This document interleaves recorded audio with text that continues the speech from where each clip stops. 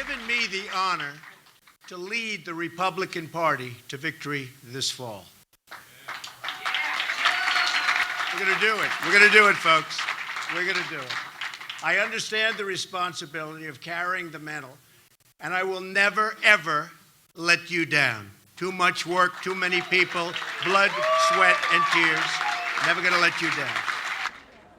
Donald Trump there speaking to a group of supporters Tuesday night after winning the remainder of the Republican primary contests. The comments came during a rough few days for the presumptive GOP nominee.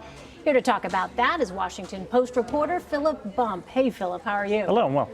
So a lot to talk about because Sure. this speech by Donald Trump on that night where he was reading from a teleprompter, a lot of people had a lot of reactions to that. It seemed to be a little bit of a different Donald Trump. Yes, and I think that was intentional. And Donald Trump has had a tough week, in part because he's going after the judge in the Trump University case, which is really, you know, what in sports terms you'd call an own goal. He didn't need to do it. He made the mistake himself. So this was him trying to recenter, reading off of a teleprompter, a prepared set of remarks, which is obviously abnormal for him. He's trying to demonstrate to anyone who's getting nervous about his candidacy, which there was a lot of people getting nervous. A lot of Republicans speaking. A lot of Republicans, that he can do what it takes to be a standard Republican nominee. That's not necessarily what his base wants, but it's what he felt the Republicans need to hear right now. And so he didn't mention Judge Curiel, the Right. temporary ban on Muslims, or building a wall, which we know from his Right. standard stump speech, that's something certainly we've heard him say time and time again.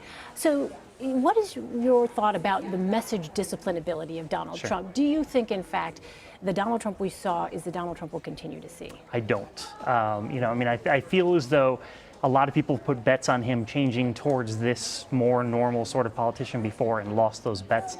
I think The Donald stakes Trump, are higher, though, wouldn't you? They are, wouldn't no, you say? absolutely, Yeah? absolutely. But I don't know if he temperamentally is the sort of person who can reel it in, right? I mean, I think he likes to just sort of say what's on his mind. I think that's what his supporters like, too.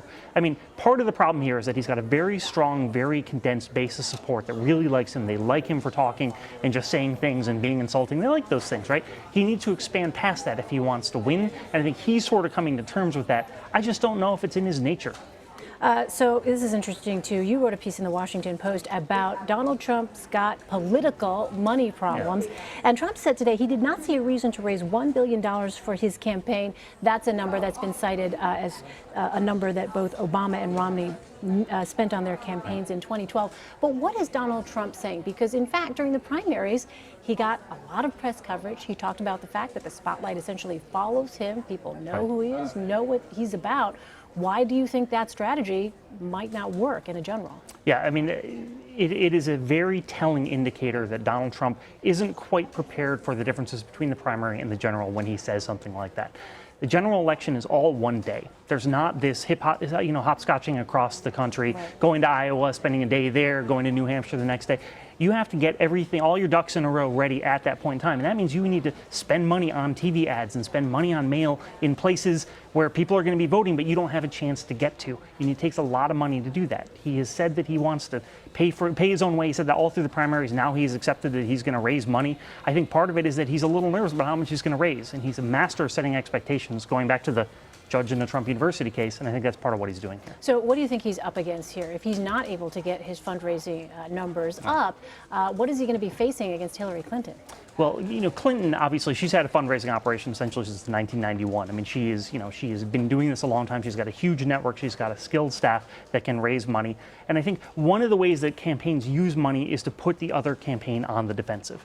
So Hillary Clinton will, for example, if Georgia looks anything close, she can spend a lot of money on TV there if she has outraised him and force him to play defense there and spend more of his own money. That's a way that campaigns try and draw down resources from each other. If she raises a lot more money, she's going to be able to do a lot more things like that, putting him further at a disadvantage. All right. Washington Post reporter Philip Bump. Philip, thank you so much. My pleasure.